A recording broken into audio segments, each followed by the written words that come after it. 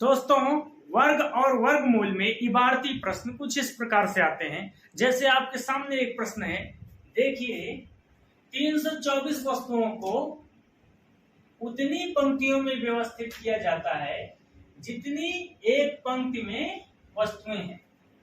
उतनी पंक्तियों में व्यवस्थित किया जाता है जितनी एक पंक्ति में वस्तुएं हैं।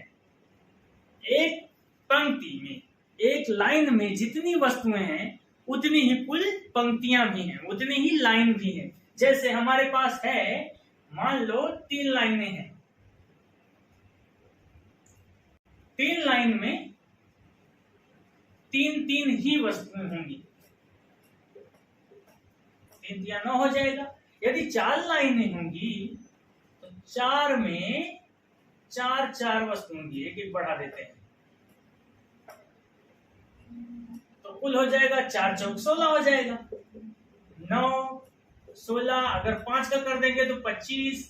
देखिए ये पूर्ण वर्ग संख्याएं हैं जो बनती जाएंगी। कुल वस्तुओं की संख्या, इसमें यदि कुल वस्तु की संख्या दिया रहेगा तो पूर्ण वर्ग संख्या होगी। यदि कुल वस्तु की संख्या पूछा होगा तो हमें वर्ग निकालना है, ये कंफर्म है। और एक लाइन में, एक पंक्ति में वस्तु की संख्या जो होगी वो कुल वस्तु की संख्या का वर्गमूल होगा। एक पंक्ति की वस्तुओं की संख्या, या फिर कुल पंक्तियों की संख्या जो पूछेगा वो भी इसी के ही बराबर होगा। यदि ये 4 होगा तो ये भी 4 होगा, ये 5 होगा तो ये भी 5 होगा। तो कुल पंक्तियों की संख्या जो पूछेगा वह भी इसका पूरे का कुल वस्तुओं की संख्या का वर्गमूल ही होगा। अब देखते हैं इसमें क्या दिया गया है। इसमें दिया है 324 वस्तुओं को, कुल वस्तुएं 324 है, इसका वर्ग है 324। कुल वस्तुओं को, 324 वस्तुओं को उतनी पंक्तियों में व्यवस्थित किया गया है जितनी एक पंक्ति में वस्तुएं हैं। इस तरह से जो व्यवस्थित होता है, जितनी पंक्तियां होती हैं, प्रत्येक पंक्ति में उतने वस्तु रखे रहते हैं, तो ये पूरा वर्गाकार बनता है और कुल वस्तुओं की संख्या पूर्ण वर्ग होती है। यहाँ 324 पूर्ण वर्ग है। और यहाँ पूछा है पंक्तियों की संख्या ज्ञात कीजिए। पंक्तियों की संख्या चाहे पूछ ले, चाहे एक पंक्ति में वस्तुओं की संख्या पूछेगा, निकालना होगा हमें वर्गमूल। तो कुल वर्ग है हमारे पास, कुल वस्तुओं की संख्या है 324, यही पूर्ण वर्ग संख्या है। इसका वर्गमूल निकालेंगे तो कुल पंक्तियों की संख्या आ जाएगी, या फिर प्रत्येक पंक्ति में कितनी कितने वस्तु हैं वो आ जाएगा। निकालते हैं इसको हम भाग विधि से।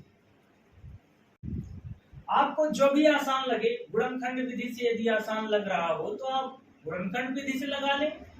यदि भाग विधि से आसान लग रहा हो तो भाग विधि से लगा लें। इसमें कोई प्रतिबद्धता नहीं रहती कि आप किसी एक विधि द्वारा ही इसका वर्गमूल निकालें। तो हमें भाग विधि आसान लग रहा है, इसलिए हम भाग विधि से इसको निकाल रहे हैं, क्योंकि जल्दी से आ जाता है। तो भाग विधि का जो नियम है, पीछे से जोड़ा बनाते हैं 2 अंकों का, फिर 1 अंक अकेला बचा है, आगे 0 मानकर इसका भी जोड़ा बना लेंगे। ये 3 हुआ। इसकी प्रतिबद्धता के अनुसार हम पहाड़ा पढ़ेंगे। 1 का 1 बार, 2 का 2 बार, 3 का 3 बार। इस प्रकार से 1 का 1 बार, 1 कम 1 जाएगा। 2 का 2 बार पढ़ते तो 2 दूना 4 ज्यादा हो जाता 3 से, इसलिए 1 का 1 बार पढ़े हैं, 1 1 कम 1 आएगा। 3 से 1 घटाएंगे तो नीचे 2 उतरा। अगला जोड़ा हम उतारेंगे 2 4 24 का, और फिर जितनी बार हम पहाड़ा पढ़े हैं उसको 1 बार यहाँ प्लस करेंगे। 2 2 1 1 2। यहाँ पर पहाड़ा पढ़ने की जो प्रतिबद्धता है, 1 यदि लिखेंगे तो 21 बनेगा, 21 कम 21 ले जाएंगे। 2 लिखेंगे तो 22 बनेगा, 22 दूना 44। 23 लिखेंगे तो 23 तिया 69। ये हमें पता है कि ये पूर्ण वर्ग संख्या है, और पूर्ण वर्ग संख्या को अंत में पूरी तरह कट जाना होता है, से 0 आना होता है। तो ऐसी संख्या रखेंगे कि 2 को मिलाकर जो बनेगा उसका उतनी बार यदि पहाड़ा पढ़ेंगे तो ये 224 आ जाए। तो याद रखना इसके इकाई के अंक पर 4 है और इकाई में 4 सिर्फ 2 संख्याओं में आता है, एक 2 में और एक 8 में। एक होता है 2 दूना 4 और एक होता है 8 8 64 में इकाई अंक पे 4 आता है। तो यहाँ 2 रखकर देखेंगे तो 22 दूना 44 बहुत कम है 224 से।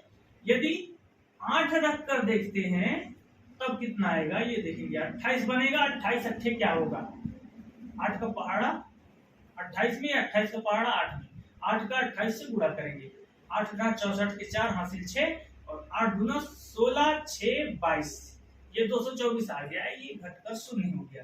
ये जो ऊपर हमारा आया है ये वर्गमूल है। 324 का वर्गमूल आ गया है 18 और यही 18 पंक्तियों की संख्या है जो 324 वस्तुओं को वर्गाकार रूप में व्यवस्थित करने पर बनेगा। या फिर यही 18 एक पंक्ति में, प्रत्येक पंक्ति में रखे गए वस्तुओं की संख्या भी है। वर्ग वर्गमूल से संबंधित इबारती प्रश्न कुछ इस प्रकार से भी आते हैं, जैसे आपके सामने है 484 नींबुओं को ठोस वर्ग के रूप में रखा गया है, किसी एक ओर से कितने नींबू दिखाई पड़ेंगे।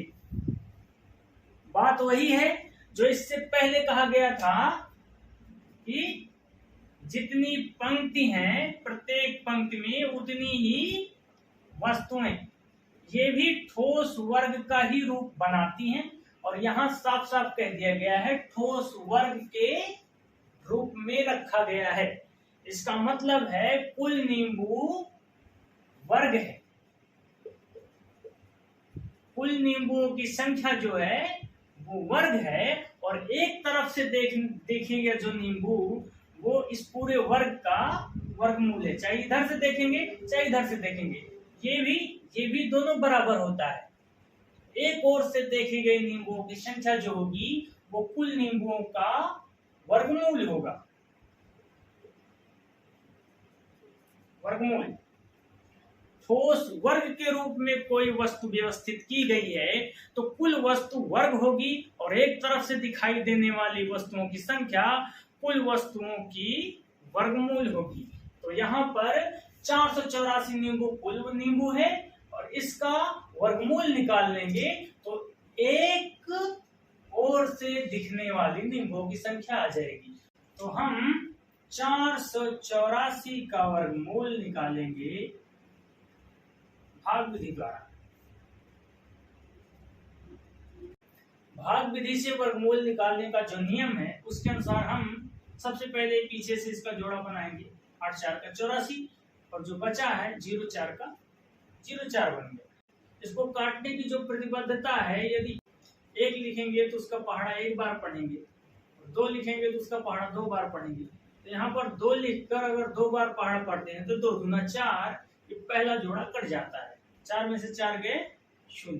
अगला जोड़ा उतारेंगे 8 4। यहाँ पर इसके नियम के अनुसार जितनी बार पहाड़ा पढ़े हैं उतना हम यहाँ लिखकर इसको प्लस करें, 2 2 4 हो जाएगा। यहाँ पर हमें अगला जोड़ा प्राप्त हुआ है 84, इसको काटना है। काटने के लिए 4 के पीछे 1 लिखेंगे तो 41 बनेगा, 41 के 41 होगा। यदि 2 लिखेंगे तो 42 बनेगा और 42 दूना पढ़ना होगा, 42 दूना 84 होगा, 84 कट जा रहा है 42 दूना, तो यहाँ पर 2 बार ले जाएंगे, यही जाएगा। 2 लिखेंगे और यहाँ पे 2 बार ले जाएंगे, 42 दूना 84 होगा और 84 से 84 घटा देंगे, 0 आ जाएगा। यहाँ पर जो ऊपर 22 आया है यही इसका वर्गमूल है और नींबुओं की वह संख्या है जो ठोस वर्ग के रूप में रखे हुए आकार के एक तरफ से देखने पर नींबुओं की जो संख्या दिखाई देगी वही संख्या 22 है। 22 इसका उत्तर है।